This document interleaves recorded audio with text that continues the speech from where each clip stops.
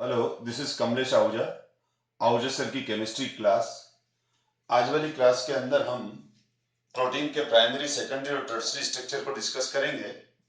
और previous class में मैं आपको डिस्कस कर चुका हूं, हम डिस्कस कर चुके हैं कि जो प्रोटीन है बेसिकली वो इन अल्फा एमिनो एसिड्स के कंडेंसेशन पॉलीमर्स हैं। तो ये अल्फा एमिनो एसिड्स हैं, वो इस तरह से कंबाइन करते हैं, दो अल्फा एमिनो एसिड्स इस तरह से कंबाइन करते हैं, वाटर मॉलिक्यूल रिलीज करते हैं और एक ये चेन बना देते हैं। इस चेन को पॉलीपेप्टाइड चेन बोलते हैं। और ये जो CONH जो कि बेसिकली एमाइड है, लेकिन प्रोटीन के अंदर हम CONH को पेप्टाइड बॉन्ड बोलते हैं। तो ये जो जिसपे मैं सर्कल लगा रहा हूं, ये सर्कल पेप्टाइड बॉन्ड है। तो ये पेप्टाइड बॉन्ड हो गए। और जब n की वैल्यू ग्रेटर देन 10 होती है और अप टू 1000 तक, तो ये प्रोटीन्स हैं। और इसमें R की वैल्यू अलग अलग होती है। अब ये R की वैल्यू के बेस पर उस एमिनो एसिड का नेम हो जाता है। जो भी नेचुरल एमिनो एसिड्स हैं, जब उनका हमने हाइड्रोलिसिस किया, जो भी नेचुरल एमिनो एसिड्स हैं जब हमने उनका हाइड्रोलिसिस किया, तो हमारे को 20 डिफरेंट एमिनो एसिड्स मिले, अल्फा एमिनो एसिड मिले।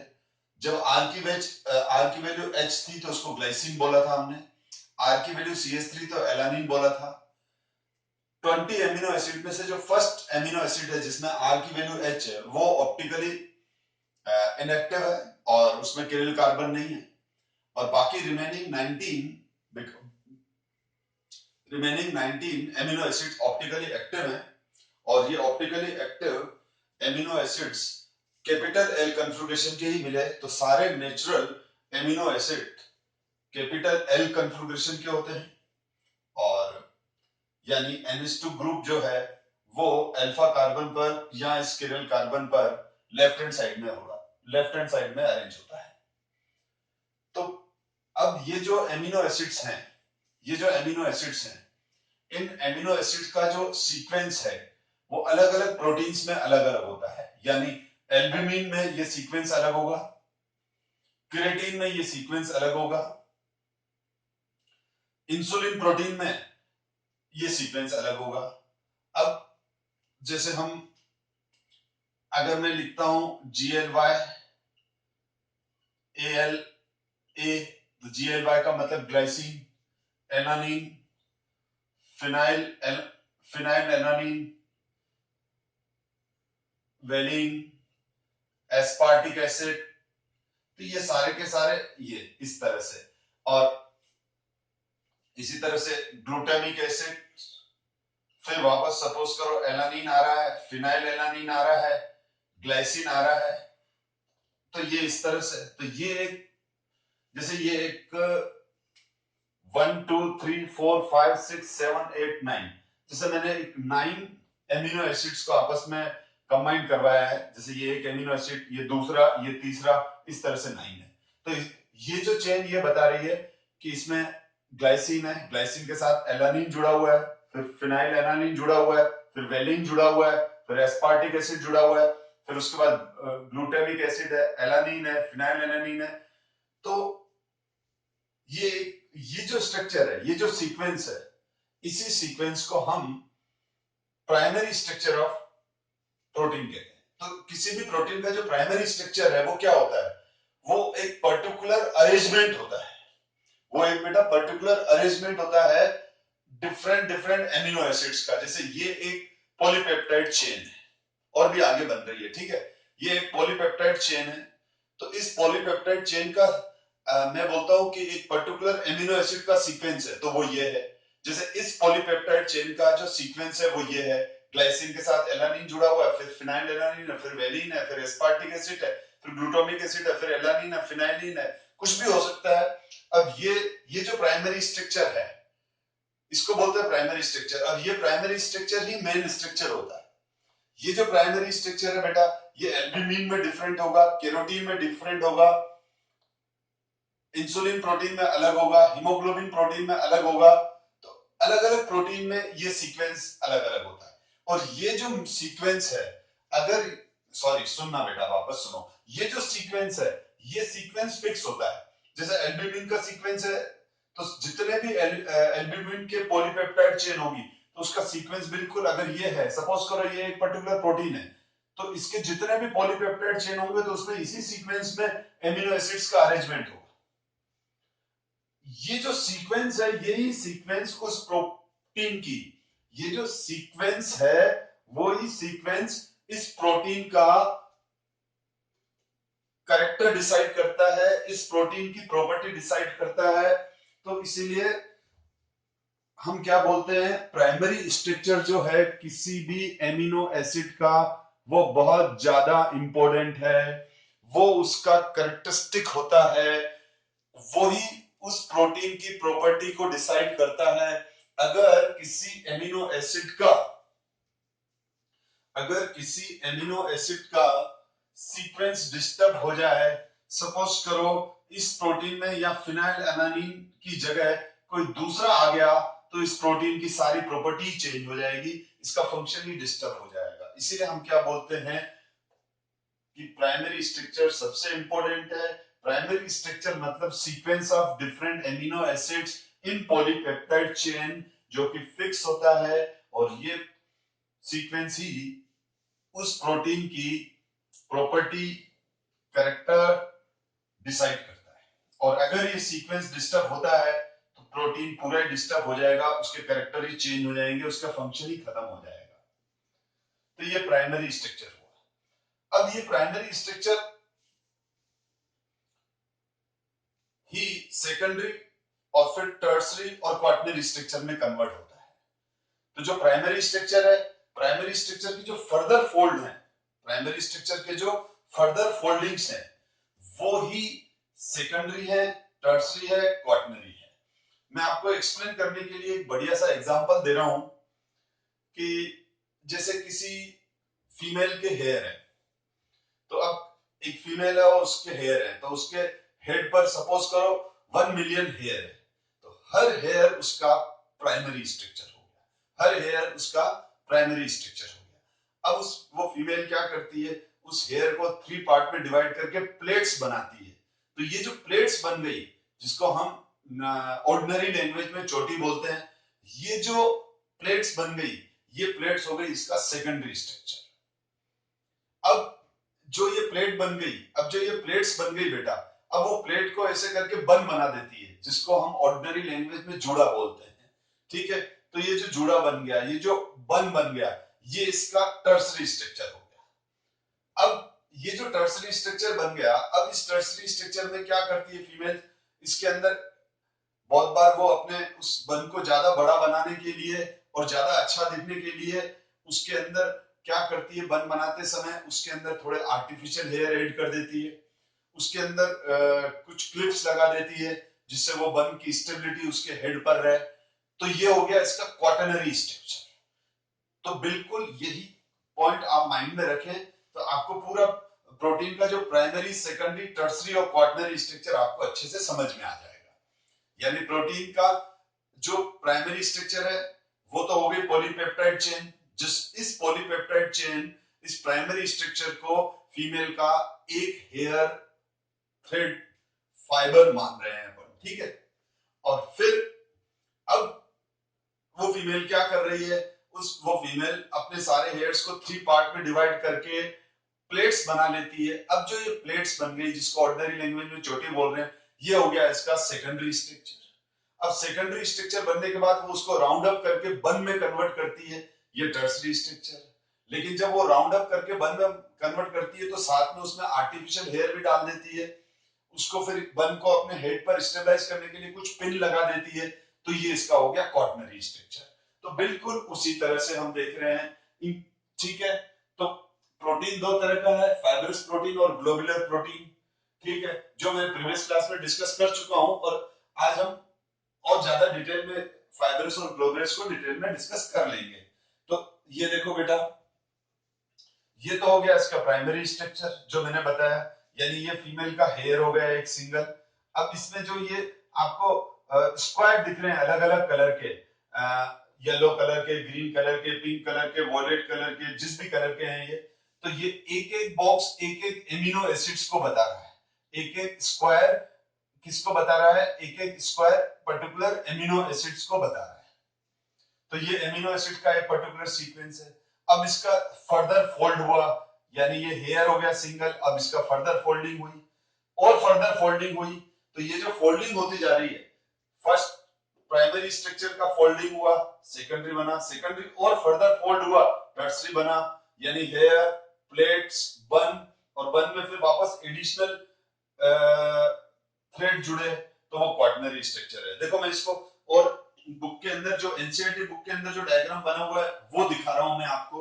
ये देखो, इस बिल्कुल ये हमारा प्राइमरी स्ट्रक्चर हो गया, इसकी फर्दर फोल्डिंग हो गई, प्राइमरी स्ट्रक्चर यानी sequence of amino acids, further folding हो गई, प्लेट्स बन गई, यानी प्राइमरी स्ट्रक्चर ये, इसी प्राइमरी स्ट्रक्चर का फर्दर फोल्डिंग हुआ तो सेकेंडरी स्ट्रक्चर। अब ये प्लेट्स बन गई, अब इसका बन बन गया, एक तरह से फर्दर फोल्डिंग हुई, फिर सेकेंडरी स्ट्रक्चर का फिर फर्दर फोल्डिंग हुई, फिर ये बन गया टर्सरी स्ट्रक्चर, और टर्सरी स्ट्रक्चर के बाद क्वाटरनरी स्ट्रक्चर में देखो ब्लू कलर का तो है, लेकिन इसमें येलो कलर के कुछ एडिशनल, ठीक है, तो ये हमारे नेचुरल हेयर हो गया, इन नेचुरल हेयर से फीमेल ने बन बनाया और प्लेट्स बनाई, प्लेट्स से बन बनाया, अब बन को और अच्छा बड़ा बनाने के लिए उसमें उसने आर्टिफिशियल हेयर डाल दिए, और फिर उसको मेंटेन करने के लिए, स्टेबलाइज करने के लिए उसके अंदर उसने पिन डाल दी। तो यहां पर भी यही वाली बात हो गई कि ये प्राइमरी स्ट्रक्चर, ये सेकेंडरी, ये टर्सरी और ये क्वाटरनरी, ये याद रखने का तरीका समझा है बेटा। और ये जो ग्रुप है ना, जो रेड स्क्वायर टाइप या रेड टाइप जो ये दिख रहे हैं, ये इनको हम हीम ग्रुप बोलते हैं। ये प्रोटीन को स्टेबलाइज करते हैं और प्रोटीन को एक दूसरे से बांधे रखते हैं, क्योंकि डिफरेंट डिफरेंट थ्रेड होते हैं तो एक दूसरे को बांधे रखते हैं, इसलिए मैंने पिन का एग्जांपल लिया। लेकिन मैं क्लियर कर दूं, हम केमिस्ट्री के अंदर हमारे को primary secondary tertiary quaternary structure को इससे ज्यादा ऊपर नहीं लर्न करना है, क्योंकि ये बायोलॉजी का पॉइंट है, तो बायोलॉजी में बहुत ज्यादा डिटेल में है, तो वो बायोलॉजी के स्टूडेंट डिटेल में पढ़ते हैं, तो आप केमिस्ट्री पॉइंट ऑफ व्यू से मैं जितना पढ़ा रहा हूँ उतना काफी है, ठीक है, क्योंकि हमको तो इसकी केमिस्ट्री देखनी है, बायोलॉजी तो बायोलॉजी में देखेंगे। अब हम नेक्स्ट आगे बढ़ते हैं बेटा, तो देखो यही लिखा हुआ है, प्राइमरी स्ट्रक्चर ऑफ प्रोटीन, तो प्रोटीन में है वन और more polypeptide chains, each polypeptide chain in a protein has amino acid linked with each other in a specific sequence, जो मैंने अभी आपको बताया कि एक पर्टिकुलर स्पेसिफिक सीक्वेंस होता है, and it is this sequence of amino acid that is said to be the primary structure of that protein. Any change in this primary structure, that is the sequence of amino acid, create a different protein. यानी अगर primary structure different हो जाएगा तो protein भी different हो जाएगा। अब ये जो सेकेंडरी स्ट्रक्चर है, तो इसमें ये सेकेंडरी स्ट्रक्चर बेटा दो तरह से बनता है। एक तो ये जो प्राइमरी स्ट्रक्चर है, ठीक है, वो हेलिक्स टाइप हो जाए। आप देखते हो ना, किसी बहुत सारे लोगों के हेयर कर्ली हेयर होते हैं, ठीक है, तो बेसिकली कर्ली हेयर का मतलब भी क्या हुआ, वो है तो सिंगल थ्रेड है, लेकिन वो स्प्रिंग टाइप बन गया। तो जब ये इस तरह से अगर ये बन गया बेटा, तो ये हेलिक्स स्ट्रक्चर बनता है बेटा। क्या बनता है? ये हेलिक्स स्ट्रक्चर बनता है, और ये हेलिक्स स्ट्रक्चर के अंदर जैसे ये हमारी प्रोटीन है, तो इस तरह से ये हेलिक्स स्ट्रक्चर बन गया, ठीक है, और ये हेलिक्स स्ट्रक्चर बनने के बाद है तो इसके अंदर आपने देखा कौन से ग्रुप है, सीओ ग्रुप है और एनएच ग्रुप है, C double bond O group है, एनएच ग्रुप है, तो इनके बीच में इंटरमोलिकुलर हाइड्रोजन बॉन्डिंग बनती है। इनके बीच में क्या बनती है? ये इंटरमोलिकुलर हाइड्रोजन, हम ज्यादा बेस्ट है इंट्रा बोल दो, क्योंकि ये इंट्रामोलिकुलर हाइड्रोजन बॉन्डिंग, क्योंकि एक ही प्रोटीन है तो इंट्रामोलिकुलर हाइड्रोजन बॉन्डिंग। तो ये जो हेलिक्स स्ट्रक्चर को जो स्टेबलाइज कर रहा है, हेलिक्स स्ट्रक्चर को स्टेबलाइज करने वाला जो फोर्स है, हेलिक्स स्ट्रक्चर को स्टेबलाइज करने वाला जो फोर्स है, वो होता है इंट्रामोलिकुलर हाइड्रोजन बॉन्डिंग, ठीक है, इंट्रा, ठीक है, यानी एक ही के अंदर। तो इस ये हेलिक्स, आपसे कोई पूछे ना ये हेलिक्स स्टेबल कैसे रहता है, तो किसकी वजह से रहता है? हाइड्रोजन बॉन्डिंग की वजह से। तो एक तो क्या होता है कि प्रोटीन इस तरह से कर्ली हो जाए, यानी हेलिक्स स्ट्रक्चर बन जाए, स्प्रिंग की तरह बन जाए, और उसको वो एक दूसरे के साथ मतलब इस हेलिक्स स्ट्रक्चर को स्टेबलाइज होने के लिए जो फोर्स काम आ रहा है वो इंटरमोलिकुलर हाइड्रोजन बॉन्डिंग आ रहा है। और दूसरा क्या होता है, कुछ थ्रेड बिल्कुल पास पास में सट के आ जाते हैं, जैसे ये प्रोटीन का प्राइमरी स्ट्रक्चर है, इसके पास में ये दूसरा प्रोटीन का प्राइमरी स्ट्रक्चर है, इसके पास में ये तीसरा प्रोटीन का प्राइमरी स्ट्रक्चर है। अब ये जो प्राइमरी स्ट्रक्चर है ये पास पास में आ जाते हैं, यानी फ्लेटेड स्ट्रक्चर बन गए। और इसमें भी यही हो जाता है बेटा कि अलग अलग पॉइंट्स पर यहां पर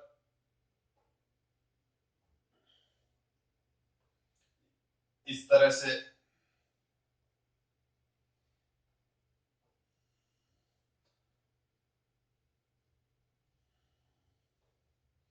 तो ये C double bond O, C double bond O, NH, C double bond O, NH, C double bond O, just समझाने के लिए बता रहा हूं बेटा मैं।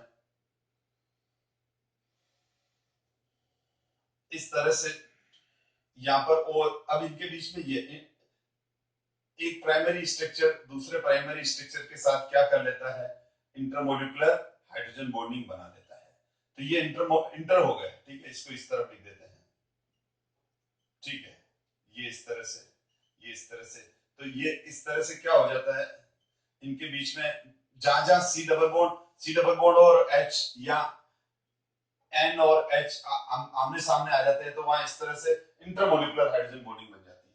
तो ये जो चेन्स हैं, ये वाली जो चेन्स हैं, ये चेन एक दूसरे को इंटरमोलिकुलर हाइड्रोजन बॉन्डिंग से स्टेबलाइज करती है, ठीक है। तो इसको बोलते हैं हम बीटा बीटा फ्लेटेड स्ट्रक्चर। तो दो तरह के स्ट्रक्चर हो जाते हैं, या तो बीटा फ्लेटेड स्ट्रक्चर होगा या हेलिक्स टाइप स्ट्रक्चर होगा। तो ये इसके सेकेंडरी स्ट्रक्चर्स में कंसीडर होंगे, ये इसके सेकेंडरी स्ट्रक्चर के अंदर डिस्कस होते हैं, ठीक है। तो ये बीटा फ्लेटेड स्ट्रक्चर है जिसमें मैंने ये बना रखा है, लेकिन आप ऐसा नहीं बना के जैसे मैंने बनाया था डायग्राम वैसे ही बनाए। और फिर tertiary structure of proteins, the tertiary structure of protein represents overall folding of the polypeptide chain, that is further folding of the secondary structure, यानी जो प्लेट्स बन गए उसको बन में कन्वर्ट कर रहे हैं। It gives rise to two major molecular shape, fibrous and globular. The main force, the main forces which stabilize the secondary and tertiary structure of protein are hydrogen bonds, disulfide linkage, van der Waals force, and electrostatic force of attraction. ये different type के attraction है। ये सारे attraction अलग अलग, देखो protein खाली albumin बहुत अलग अलग टाइप के प्रोटीन होते हैं, तो अलग अलग टाइप के प्रोटीन्स के अंदर अलग अलग टाइप के फोर्स भी क्रिएट हो जाते हैं, ठीक है ना। तो ये सारे फोर्स हैं जो उसको स्टेबलाइज करते हैं। तो आपको कोई पूछे कि सेकेंडरी और टर्शियरी स्ट्रक्चर को स्टेबलाइज करने वाले फोर्स कौन से हैं, तो हाइड्रोजन बॉन्ड, डाइसल्फाइड लिंकेज, क्योंकि बहुत सारे प्रोटीन ऐसे भी होते हैं जिसमें सल्फर भी होता है। तो सल्फर के अंदर जब सल्फर इस तरह से डाइसल्फाइड, तो दो दो एमिनो एसिड्स की जो चेन है, जैसे एक एमिनो एसिड की ये चेन है और दूसरी एमिनो एसिड की ये चेन है, तो बहुत बार इन दो एमिनो एसिड्स को जोड़ने, दो एमिनो एसिड्स इस तरह से डाइसल्फाइड बॉन्ड से भी जुड़ी हुई रहती है, इनको डाइसल्फाइड लिंकेज बोलते हैं। और ये सब आपको ज्यादा, आप खाली इसको रीड करना है बेटा, ये चैप्टर फैक्ट है पूरा। अच्छा, क्वाटरनरी स्ट्रक्चर ऑफ प्रोटीन, तो स्पेशल अरेंजमेंट ऑफ सब यूनिट्स ईच कंटेन टू और मोर पॉलीपेप्टाइड, दो और दो से ज्यादा पॉलीपेप्टाइड चेन आपस में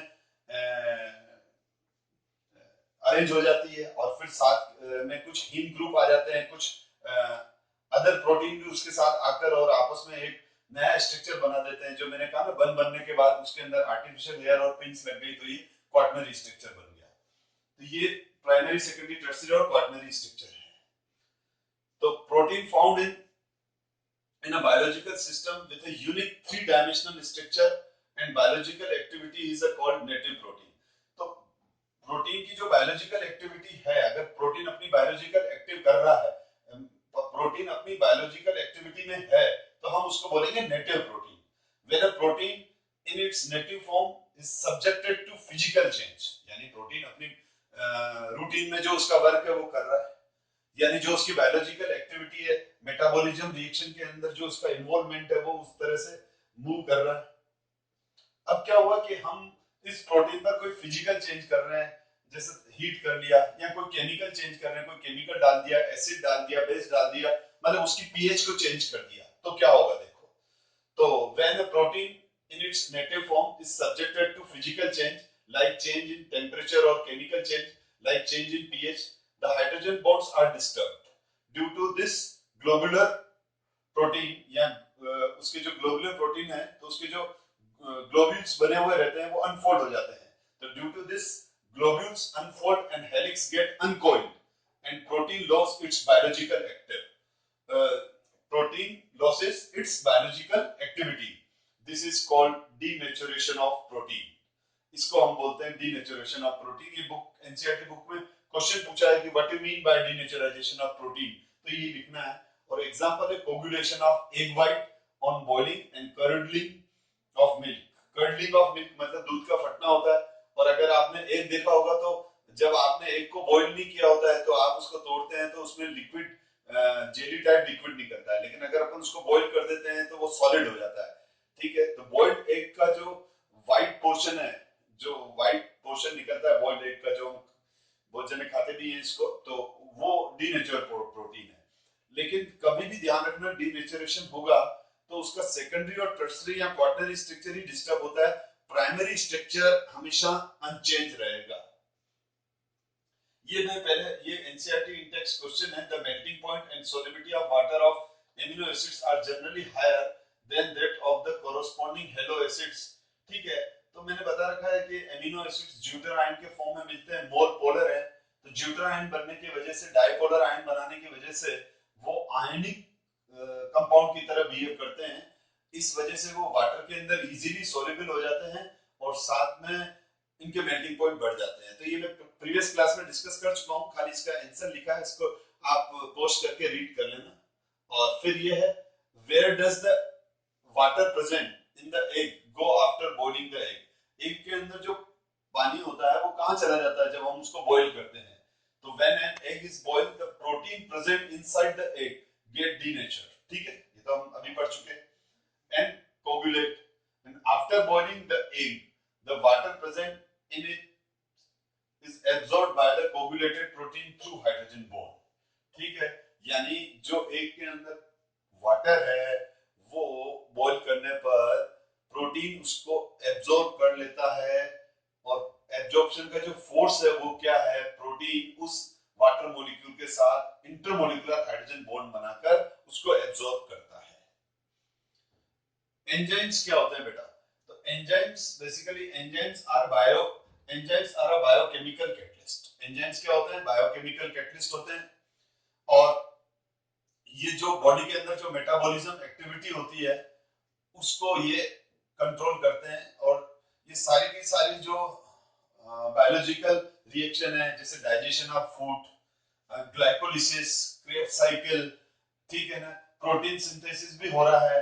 ये कोई भी मेटाबॉलिज्म एक्टिविटी है, मेटाबॉलिज्म केमिकल रिएक्शन है जो बॉडी के अंदर हो रही है, उनको कैटलिस्ट, उनके अंदर जो कैटलिस्ट होते हैं उनको एंजाइम बोलते हैं. और all enzymes are protein. All enzymes are protein but all proteins are not enzyme.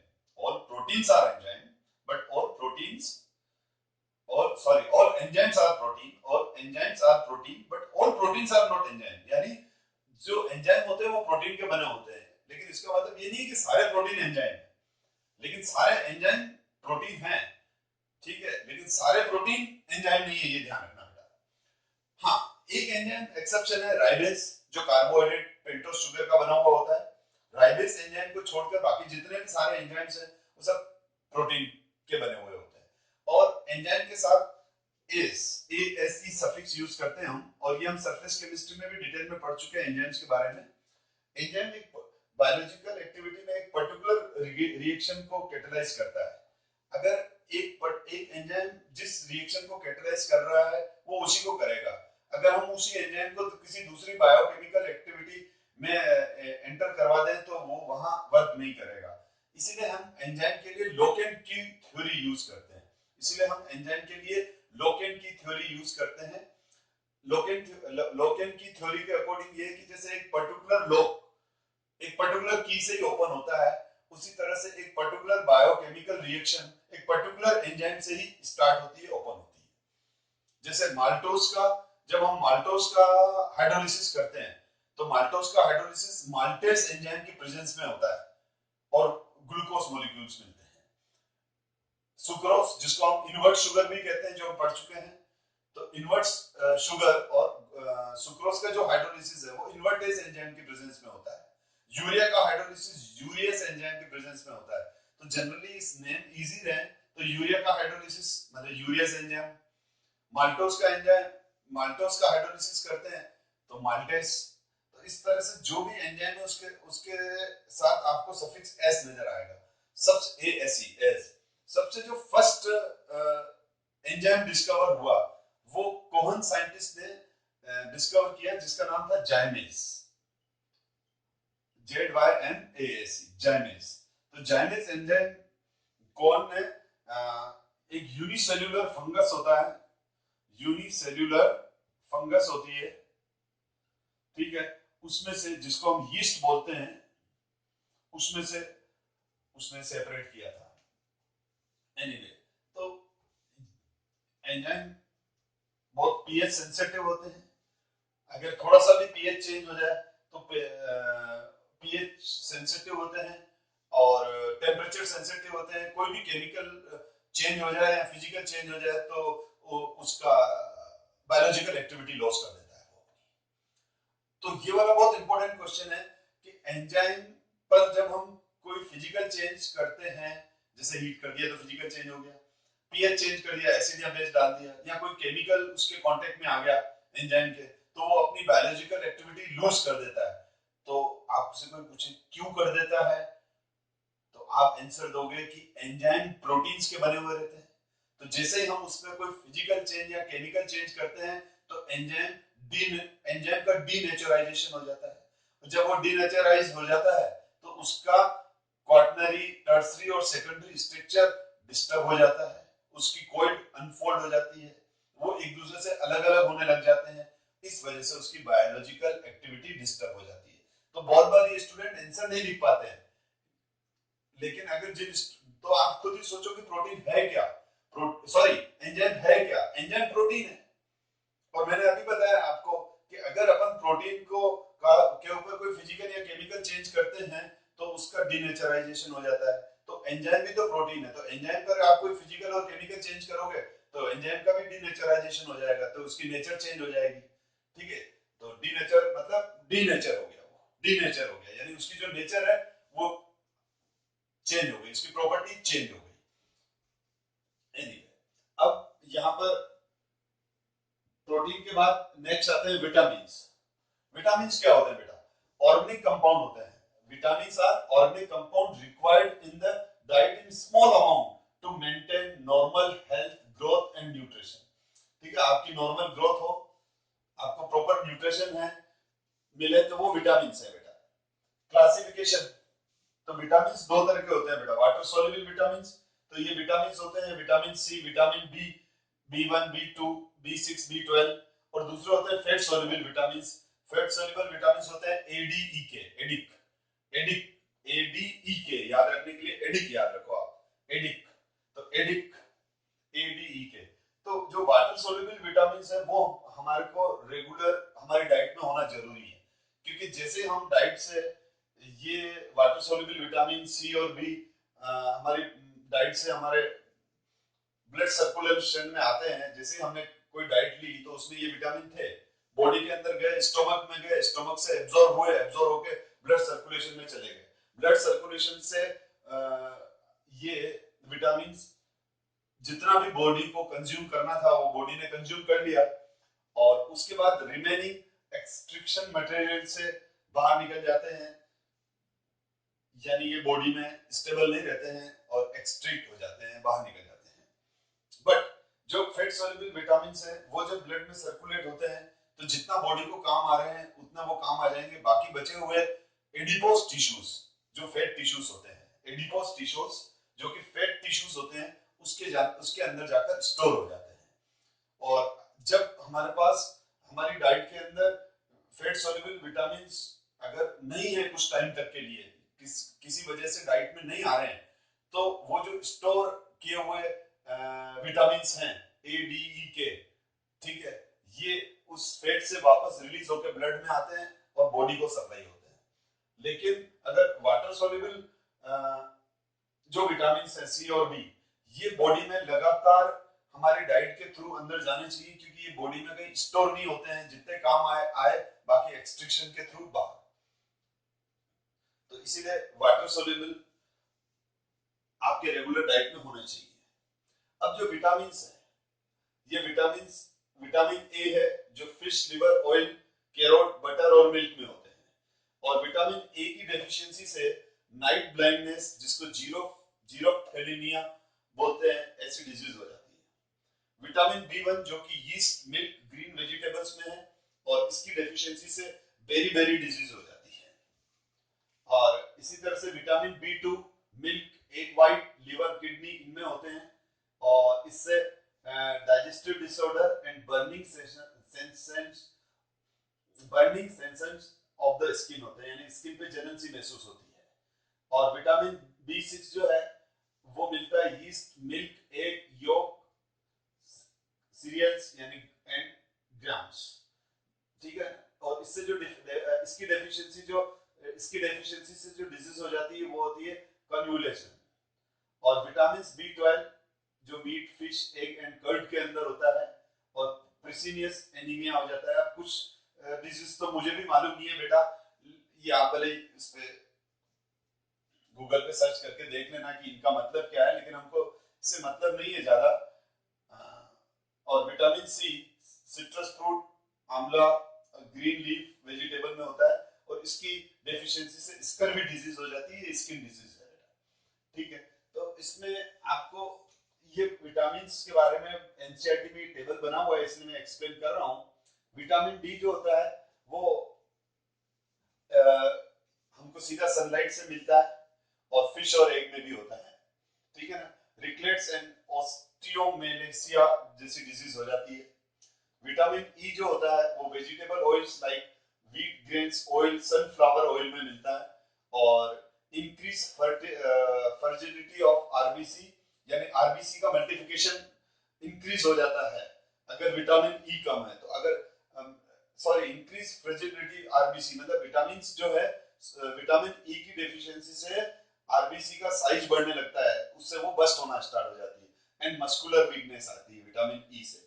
Vitamin के जो होता है वो ग्रीन लीव्स में वेजिटेबल में होता है, और ये ब्लड को अच्छे से कोगुलेट करता है। अगर विटामिन के का डेफिशिएंसी है तो प्रॉपर ब्लड क्लोटिंग नहीं होगी, ठीक है। तो ये सारा आपको याद ही करना है। अब आता है हमारे पास nucleic acid. Nucleic acid basically दो तरह का होता है, डीएनए और आरएनए। डीएनए जो होता है वो हेरिडिटिकल मटेरियल है, और राइबोस और दूसरा होता है राइबो न्यूक्लिक एसिड, आरएनए। तो हम इसके बारे में हम नेक्स्ट क्लास में डिस्कस करेंगे, क्योंकि थोड़ा सा टॉपिक बड़ा है, तो इसको अब ये नेक्स्ट क्लास के अंदर ये चैप्टर कंप्लीट हो जाएगा। हम न्यूक्लिक एसिड डिस्कस करेंगे नेक्स्ट क्लास में। Thank you so much my dear student.